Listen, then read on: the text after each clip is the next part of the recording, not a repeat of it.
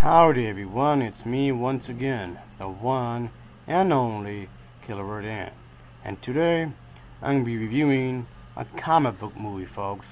And it seems rather fitting since in this day and age nowadays, comic books seems to be the hot thing nowadays, comic book movies and whatnot.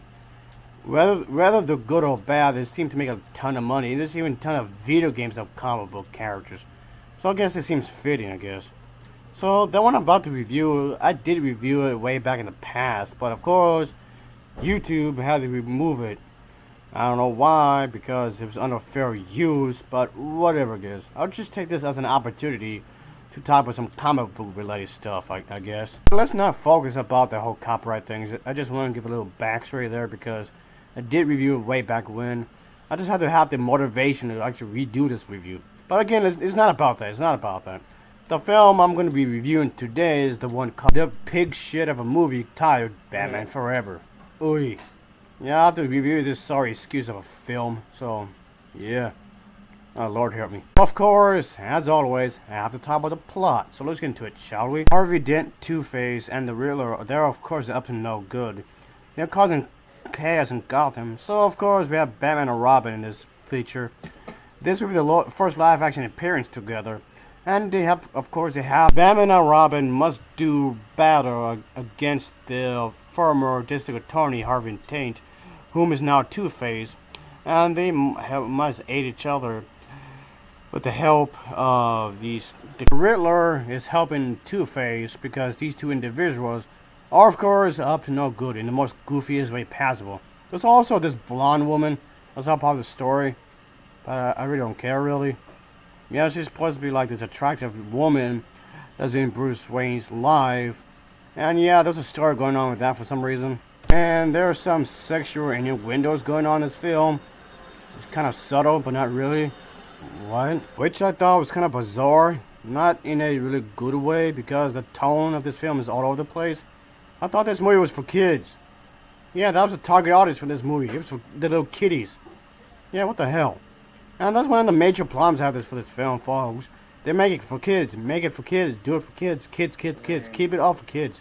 And because of this film feels so over the top. It's so goofy. It's really, really goofy. Come on. Hey, let's not make it too scary because you might frighten the audience for this particular film. Which is stupid. That's one of the downfalls of this film. Batman was never intended for kids. And this film was made for kids. It's so colorful and so bright. It's quite obvious trying to have a light-hearted tone towards it because of the whole way it was handled, folks. It was quite obvious they want to make sure that it gets seen by many people as possible. And that's just stupid. I must straight bad movie. Here we go. Yeah. Buy disc. You must go to hell and burn. Yeah, die. Go to hell, motherfucker. Yeah, destroy. Die. Here we go. Hee. Woo. Mr. Monkey. What are you doing here? I smack you around with this thing. Yeah, there you go. Die. Unconscious. There you go. Go away. Go and get. Yeah, the overall tone for this film is all wrong, folks. It's so campy and over the top. It reminded me of the Adam West Batman, which I also didn't like either. That was terrible. Really bad. And damn it, Mr. Monkey. Didn't I tell you to get the hell out? Seriously, go and get. I know what to do with you. There you go. And now you're stuck there. Stay there. You bastard. Seriously. I mean, granted, there's the two Batman films that came out before it, which were more serious. Sure, but I didn't even like these movies either. Tim Burton's Batman films are also pretty bad, if you ask me, folks. I know a lot of people praise these films, but they were terrible as well. I've actually reviewed these two films in the past, and they're still up, by the way, just so you know. And this one isn't much better, really. It's just as over the top as Tim Burton's Batman films as well, folks. So, yeah, the way they handle the story is pretty typical, I guess, when it comes to comic book movies. And, of course, there's going to be a bad guy. The bad guys are bad because they're bad. And the bad guys will always lose because they're bad. The good guys will always win because they're good. They're good because they always win because they're good. Yada, same old shit. It's your typical cops versus robbers kind of a thing. And nothing more.